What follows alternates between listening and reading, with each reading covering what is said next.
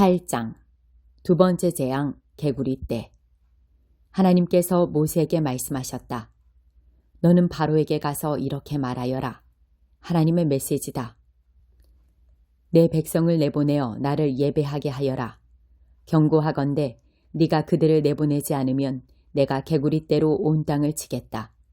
나일강이 개구리들로 가득 찰 것이다. 개구리들이 내 궁과 내 침실과 내 침대로 들어가고 내 신하들의 집과 백성 가운데로 다니며 내 솥과 냄비와 접시 속으로 뛰어들 것이다. 개구리들이 너를 덮치고 모든 사람을 덮칠 것이다. 장소와 물건을 가리지 않고 개구리 천지가 될 것이다. 하나님께서 모세에게 말씀하셨다.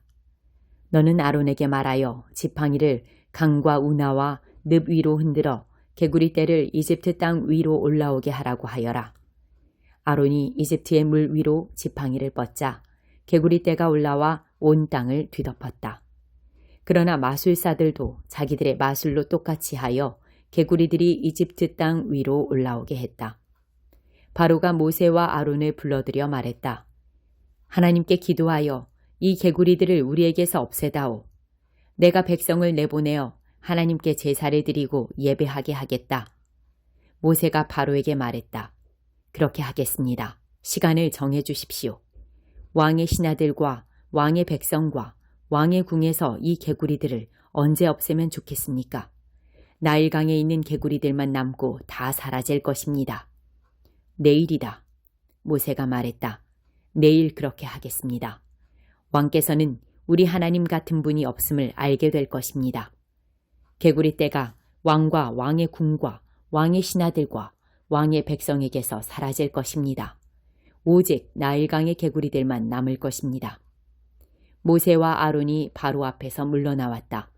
모세가 하나님께서 바로에게 보내신 개구리들을 두고 기도하자 하나님께서 모세의 기도에 응답하셨다. 집과 뜰과 들 할 것 없이 모든 곳에서 개구리들이 죽었다. 사람들이 개구리들을 모아서 쌓아놓으니 죽은 개구리 냄새가 온 땅에 진동했다. 그러나 바로는 숨을 돌리게 되자 다시 고집을 부리고 모세와 아론의 말을 들으려 하지 않았다. 하나님께서 말씀하신 그대로였다. 세 번째 재앙 2. 하나님께서 모세에게 말씀하셨다. 너는 아론에게 말하여 지팡이를 들어 먼지를 치라고 하여라. 그러면 이집트 온 땅에서 먼지가 이로 변할 것이다. 모세가 그대로 행했다. 아론이 지팡이를 쥐고 땅에 먼지를 치자 먼지가 이로 변하여 모든 사람과 짐승에게 들러붙었다. 온 땅의 먼지가 이로 변하여 이집트 도처에 이가 퍼졌다. 마술사들도 자기들의 마술로 이를 만들어내려고 했지만 이번에는 그렇게 할 수가 없었다. 어디를 가나 이 천지였고 모든 사람과 짐승에게 온통 이가 들러붙었다. 마술사들이 바로에게 말했다. 이것은 하나님이 하시는 일입니다. 그러나 바로는 완강해서 그들의 말을 들으려 하지 않았다. 하나님께서 말씀하신 그대로였다. 네 번째 재앙 파리떼. 하나님께서 모세에게 말씀하셨다. 너는 아침 일찍 일어나서 바로 앞에 서거라. 바로가 물가로 내려올 때 그에게 이렇게 말하여라. 하나님의 메시지다. 내 백성을 내보내어 나를 예배하게 하여라. 네가 내 백성을 내보내지 않으면 내가 너와 내 신하들과 내 백성과 내 궁에 파리떼를 풀어놓겠다. 이집트 사람들의 집과 그들이 딛고선 땅에도 파리떼가 득실거릴 것이다. 그러나 그 일이 일어날 때 내 백성이 사는 고센 땅은 구별하여 거룩한 곳으로 삼겠다. 고센 땅에는 파리떼가 없을 것이다. 그 일로 인하여 너는 내가 이 땅에서 하나님인 것을 알게 될 것이다. 내가 네 백성과 내 백성을 분명하게 구별하겠다. 이 표적이 내일 일어날 것이다. 하나님께서 말씀하신 대로 행하셨다. 바로의 궁과 신하들의 집에 파리떼가 득실거렸다. 이집트 온 땅이 파리떼로 폐허가 되었다. 바로가 모세와 아론을 불러들여 말했다.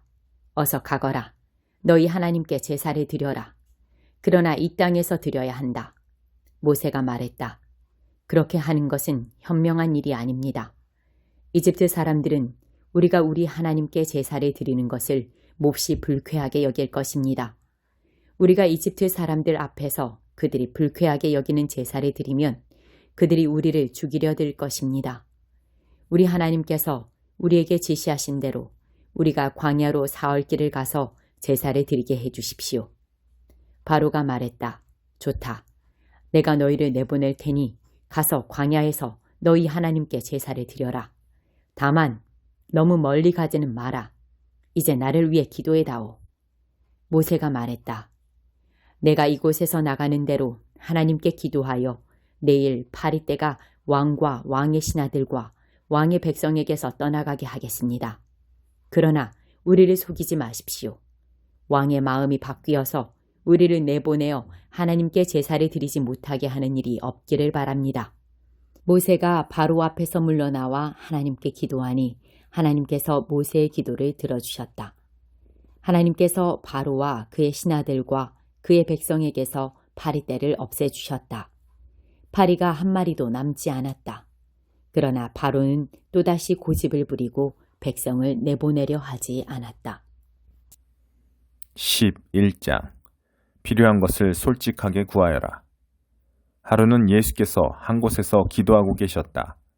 예수께서 기도를 마치자 제자들 가운데 한 사람이 말했다. 주님, 요한이 자기 제자들에게 한 것처럼 저희에게도 기도를 가르쳐 주십시오. 그러자 예수께서 말씀하셨다. 너희는 기도할 때 이렇게 하여라. 아버지가 어떤 분이신지 드러내소서. 세상을 바로잡아 주소서.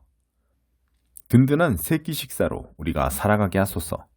아버지께 용서받은 우리가 다른 사람들을 용서하게 하소서. 우리를 우리 자신에게서와 마귀에게서 안전하게 지켜주소서. 예수께서 말씀하셨다. 너희가 한밤중에 친구에게 가서 이렇게 말하면 어떻게 될지 상상해 보아라. 친구여, 내게 빵 3덩이를 빌려주게. 옛 친구가 여행을 하다가 방금 찾아왔는데 내 수중에 아무것도 없네. 친구가 침대에서 대답했다. 귀찮게 굴지 말게. 문도 닫혔고 아이들도 다 자려고 누웠다네. 그러니 내가 일어나 자네에게 아무것도 줄 수가 없네. 그러나 내가 너희에게 말한다. 비록 그가 친구라는 이유로는 일어나지 않더라도 너희가 물러서지 않고 그 자리에 서서 계속 문을 두드려 이웃들을 다 깨운다면 그가 일어나서 무엇이든 필요한 것을 줄 것이다. 내가 하려는 말은 이것이다. 구하여라. 그러면 받을 것이다. 찾아라. 그러면 발견할 것이다. 두드려라. 그러면 문이 열릴 것이다. 하나님과 흥정하지 마라. 솔직하게 말씀드려라. 필요한 것을 구하여라. 우리는 쫓고 쫓기는 게임이나 숨바꼭질을 하고 있는 것이 아니다.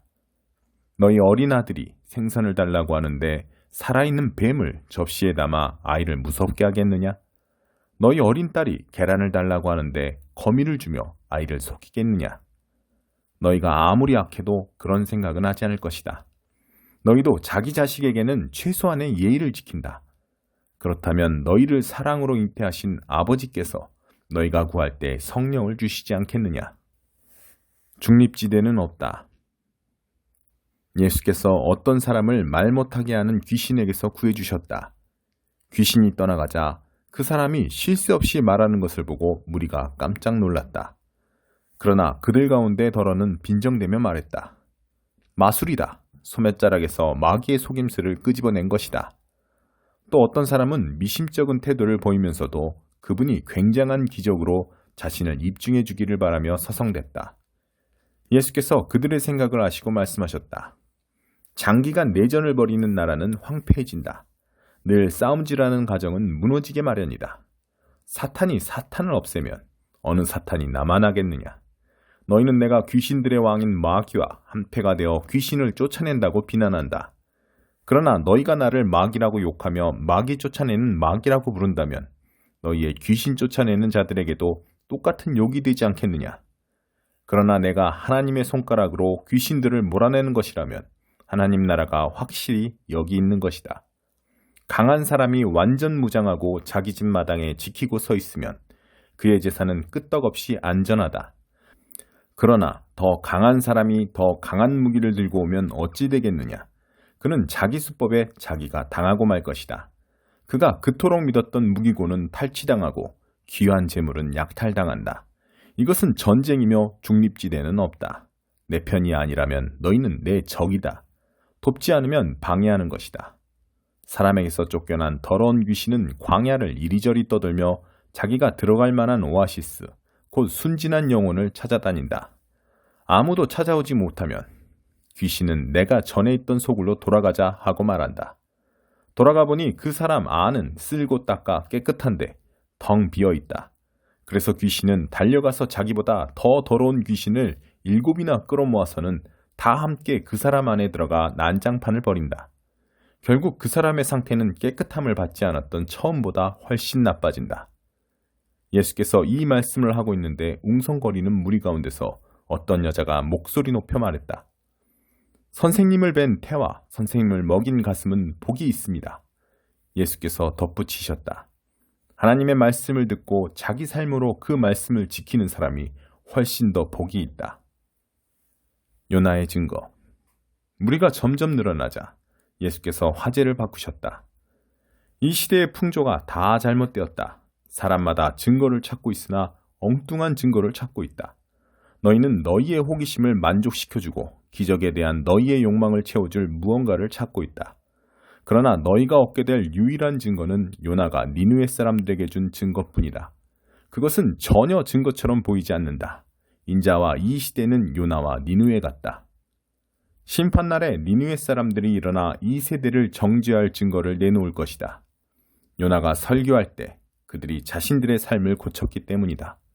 요나보다 더 큰 설교자가 여기 있는데도 너희는 증거를 따지고 있다. 심판날에 시바 여왕이 앞에 나와서 이 세대를 정죄할 증거를 제시할 것이다. 여왕이 지혜로운 솔로몬의 말을 들으려고 먼 땅 끝에서부터 찾아왔기 때문이다. 솔로몬의 지혜보다 더 큰 지혜가 바로 너희 앞에 있는데도 너희는 증거 운운하며 억지를 부리고 있다. 등불을 켜서 서랍 속에 숨겨두는 사람은 아무도 없다. 등불은 단 위에 둔다. 그래야 방에 들어오는 사람들이 그 빛 덕분에 자신이 어디로 가는지 보고 다닐 수 있다. 내 눈은 내 온몸을 밝혀주는 등불이다. 내가 경의와 믿음으로 눈을 크게 뜨고 살면 내 몸은 빛으로 가득해진다.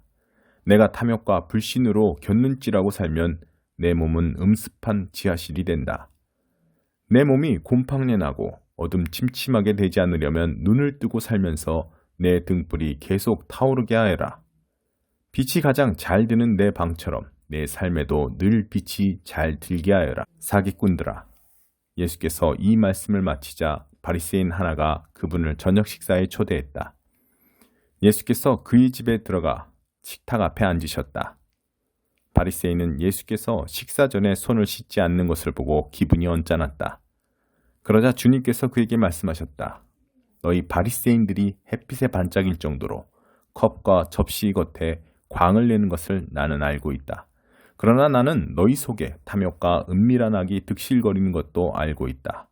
미련한 바리새인들아, 겉을 지으신 분께서 속도 지으시지 않았느냐? 너희 주머니와 너희 마음 둘 다를 뒤집어서 가난한 사람들에게 후히 베풀어라. 그러면 너희의 그릇과 손뿐 아니라 너희의 삶도 깨끗해질 것이다. 나는 이제 너희라면 지긋지긋하다. 너희 바리새인들아, 사기꾼들아, 너희는 도무지 구제불능이구나. 너희는 꼼꼼히 장부를 적어가며 동전 하나에까지 11조를 내지만 정의와 하나님의 사랑 같은 기본적인 것에서는 용케도 빠져나갈 길을 찾아낸다. 정성스러운 장부 정리도 좋지만 기본은 반드시 해야 하는 것이다. 너희 바리새인들아, 사기꾼들아, 너희는 도무지 구제불능이구나. 너희는 교회 식사 때 상석에 앉는 것을 좋아하고 사람들의 화려한 칭찬에 우쭐하는 것을 좋아한다. 사기꾼들아, 너희는 꼭 묘지 표지가 없는 무덤과 같다. 사람들은 깔끔하게 정리된 잔디를 밟고 다니지만 그 2m 아래 땅속은 온통 썩고 부패한 것을 알 턱이 없다. 종교학자 가운데 한 사람이 말했다. 선생님, 그렇게 말하면 우리에게까지 모욕이 된다는 것을 아는지요? 예수께서 말씀하셨다. 그렇다. 이보다 더 노골적으로 말할 수도 있다. 너희 종교학자들아, 너희는 도무지 구제불능이구나. 너희는 사람들에게 온갖 규칙과 규정의 짐을 잔뜩 지워서 그야말로 등골이 휘어지게 하면서 도와주려고 손가락 하나 까딱하지 않는다. 너희는 도무지 구제불능이구나. 너희는 너희 조상들이 죽인 예언자들을 위해 무덤을 쌓는다. 그러나 너희가 쌓은 무덤은 살해당한 예언자들을 기념하는 것이 아니라 오히려 살인자인 너희 조상들을 기념하는 것이다. 그래서 하나님의 지혜도 말하기를 내가 그들에게 예언자와 사도들을 보내겠지만 그들이 이들을 죽이고 쫓아낼 것이다 라고 한 것이다. 이것은 아벨의 피에서부터 제단과 성소 사이에서 죽임당한 사가랴의 피까지 땅이 시작된 이래로 지금까지 흘린 모든 의로운 피가 다 너희 책임이라는 뜻이다. 그렇다. 그것이 이 세대의 계산서에 올라와 있으니 이 세대가 갚아야 할 것이다. 너희 종교학자들아, 너희는 도무지 구제불능이구나. 너희는 지식의 열쇠를 가지고 있지만 문을 열지 않고 오히려 잠가버렸다.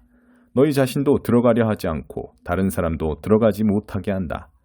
예수께서 식탁을 떠나시자마자 종교학자와 바리새인들이 격분했다. 그들은 어떻게 그분의 입에서 나오는 말로 그분을 함정에 빠뜨릴까 모의하며 그분이 하신 말씀을 하나하나 따져보았다. 25장 수아 사람 빌닷이 다시 욥을 비난했다. 하나님은 주권자시오 무시무시한 분이시네. 우주의 모든 것이 그분의 계획대로 착착 움직이지. 그분의 천군 천사를 누가 다 헤아릴 수 있겠는가? 어딘들 그분의 빛이 비치지 않겠는가? 한낱 인간이 어찌 하나님께 맞설 수 있겠는가? 별 볼 일 없는 사람이 어찌 죄 없는 채 할 수 있겠는가? 하나님이 보실 때는 달도 흠이 있고 별들도 완전하지 않거늘 그에 비하면 민달팽이와 구더기에 불과한 평범한 사람들이야 더 말할 나이가 있겠는가? 26장 욥이 대답했다. 힘없는 사람에게 정말이지 큰 힘이 되어주는군. 절묘하게 때를 맞추어 도우러 왔어. 혼란에 빠진 사람에게 그런 멋진 충고를 하다니. 통찰력이 정말 기가 막히군. 도대체 이 모든 것을 어디서 배웠나? 어디서 그렇게 대단한 영감을 얻었는가 말이네. 죽어 땅에 묻힌 모든 자와 깊고 깊은 바다에 빠져 죽은 모든 이가 고통으로 몸부림치네. 하나님 앞에서는 지옥이 활짝 열리고 무덤도 파헤쳐져 훤히 드러난다네. 그분은 형체 없는 공간에 하늘을 펼치시고 텅 빈 허공에 땅을 매다시네. 뭉게구름 자루에 물을 부어 넣으시고 그 자루가 터지지 않게 하시지. 시간이 지남에 따라 달이 적절히 찼다 이울었다 하게 하시네. 대양 위에 수평선을 그으시고 빛과 어둠의 경계를 정하신다네. 하늘에서 우르릉 쾅쾅 천둥소리가 들려오는군. 들어보게 하나님이 언성을 높이시네. 그분은 능력으로 바다 폭풍을 잠재우시고 지혜로 바다 괴물을 길들이신다네. 입김 한 번으로 하늘을 맑게 하시고 손가락 하나로 바다뱀을 눌러버리시네. 그러나 이것은 시작일 뿐. 그분의 통치를 알리는 속삭임에 불과하네. 하나님이 제대로 언성을 높이시면 우리가 무엇을 할 수 있겠나? 12장 성령께서 주시는 선물. 이제 나는 하나님의 영이 우리 삶 속에서 활동하시는 다양한 방식에 대해 이야기하려고 합니다. 이것은 복잡하고 종종 오해를 받기도 하는 문제지만 나는 여러분이 반드시 제대로 알아두기를 바랍니다. 하나님을 알지 못하던 때 여러분이 어떠했는지 기억하십니까? 그때 여러분은 가짜 신에게서 또 다른 가짜 신에게로 끌려다녔습니다. 자신이 무엇을 하는지도 모른 채 다른 사람이 하는 대로 그저 따랐을 뿐입니다. 이제부터 내가 말씀드리는 삶은 다릅니다. 하나님께서는 우리가 우리의 지성을 사용해서 할 수 있는 한 제대로 이해하려고 애쓰기를 바라십니다. 예컨대 여러분이 조금만 생각해보면 하나님의 영이 누군가로 하여금 예수는 저주를 받아라 하고 말하게 하지 않는다는 것을 충분히 알 수 있습니다. 또한 성령이 주시는 통찰력 없이는 아무도 예수는 주님이시다 하고 말할 수 없습니다. 하나님의 다양한 선물은 어디서나 받을 수 있지만 그 선물은 모두 하나님의 영에서 비롯됩니다. 하나님이 맡겨주신 다양한 사역도 어디서나 수행할 수 있지만 그 사역 역시 하나님의 영에서 비롯됩니다. 하나님의 다양한 능력도 어디서나 펼쳐지지만 그 모든 배후에 계신 분은 하나님이십니다. 누구나 할 일을 얻어 하나님이 어떤 분이신지 알릴 수 있습니다. 누구나 그 일에 참여할 수 있고 누구나 유익을 얻을 수 있습니다. 성령께서는 온갖 선물을 온갖 부류의 사람들에게 나누어 주십니다. 그 다양성이 놀랍습니다. 지혜로운 권면, 명료한 이해력, 단순한 신뢰, 병자를 고치는 능력, 기적, 선포, 영을 분별하는 능력, 방언 통역. 이 모든 선물의 근원은 같습니다. 한 분이신 하나님의 영이 하나씩 나눠주시는 것들입니다. 누가 언제 무엇을 받게 될지는 그분께서 정하십니다. 다른 데서 더 찾을 것도 없이 여러분 자신의 몸을 보면 이런 성령의 선물들이 어떻게 역사하는지 쉽게 알 수 있을 것입니다. 여러분의 몸은 여러 지체, 팔과 다리, 여러 기관, 수많은 세포로 이루어져 있습니다. 일일이 열거할 수 없을 만큼 많은 지체가 있지만 여러분의 몸은 여전히 하나입니다. 그리스도께서도 그러하십니다. 한 분이신 그분의 영으로 말미암아 우리 모두는 불완전하고 조각난 우리 삶에 작별을 고했습니다. 저마다 독립적으로 자기 삶을 책임지던 우리가 이제는 그리스도께서 모든 일의 최종 결정권을 쥐고 계신 크고 온전한 삶에 참여하게 되었습니다. 이것은 우리가 세례받을 때 말과 행위로 선언한 내용입니다. 이제 우리 각 사람은 부활하신 그분 몸의 지체가 되어 하나의 같은 셈, 그분의 영을 마시고 새 힘을 얻어 살아갑니다. 전에 우리가 신혼을 확인하기 위해 사용하던 낡은 꼬리표들, 유대인이나 그리스 사람, 종이나 자유인 같은 꼬리표들이 더 이상 쓸모없게 되었습니다. 우리에게는 보다 크고 보다 포괄적인 것이 필요합니다. 이 모든 것이 여러분을 하찮은 존재가 아니라 얼마나 중요한 존재로 만드는지 생각해 보시기 바랍니다. 한 지체가 부풀어 올라 거대한 덩어리가 된다고 해서 몸이 되는 것은 아닙니다. 다르면서도 비슷한 지체들이 가지런히 정돈되어 함께 기능하는 것이 몸입니다. 발이 나는 반지로 치장한 손처럼 아름답지 못하니 이 몸에 속하지 않은 것 같아 하고 말한다면 그것이 말이 되겠습니까? 귀가 나는 맑고 그윽한 눈처럼 아름답지 않으니 머리에 한 자리를 차지할 자격이 없어 하고 말한다면 여러분은 그것을 몸에서 떼어내버리겠습니까? 온몸이 다 눈이라면 어떻게 듣겠습니까? 온몸이 다 귀라면 어떻게 냄새를 맡겠습니까? 그러나 하나님께서 그분이 원하시는 곳에 각각의 지체를 세심하게 두셨다는 것을 우리는 압니다. 그러니 여러분이 아무리 중요한 인물이라고 해도 여러분은 스스로 잘난 체해서는 안 됩니다. 나는 여러분이 그 이유도 생각해 보았으면 합니다. 여러분이 그처럼 중요한 것은 여러분이 몸의 한 지체이기 때문입니다. 눈만 엄청나게 크거나 손만 거인처럼 크다면 그것은 몸이 아니라 괴물일 것입니다. 우리 몸은 여러 지체로 이루어진 한 몸입니다. 우리 몸의 각 지체는 알맞은 크기로 알맞은 자리에 있습니다. 어떤 지체도 자기 혼자서는 중요하지 않습니다. 눈이 손에게 꺼져버려 나는 네가 필요치 않아 하고 말하거나 머리가 발에게 너는 해고야 네가 할 일은 없어 하고 말하는 것을 상상할 수 있겠습니까? 사실 우리 몸은 정반대의 방식으로 움직입니다. 약한 지체일수록 더 필수적이고 요긴합니다.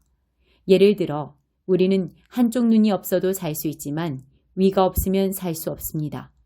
여러분과 관계된 여러분 몸의 지체라면 눈에 보이거나 가려져 있거나 강하거나 약하거나 하는 것이 중요하지 않습니다. 여러분은 각각의 지체를 비교하지 않고 오히려 있는 그대로 존귀하고 소중하게 여길 것입니다. 굳이 편을 든다면 강한 지체보다는 약한 지체에 더 관심을 기울일 것입니다. 윤기 나는 머리카락과 튼튼한 위장 중에서 하나를 택하라면 여러분은 튼튼한 위장을 택하지 않겠습니까? 하나님께서 우리 몸을 설계하신 방식이야말로 우리가 교회를 이루어 함께 살아가는 삶을 이해하는데 적합한 모형입니다. 우리가 언급한 지체이든 그렇지 않은 지체이든 눈에 보이는 지체이든 그렇지 않은 지체이든 간에 각각의 지체는 저마다 다른 지체를 의미합니다. 한 지체가 아프면 다른 모든 지체도 그 지체의 아픔과 치료에 동참합니다.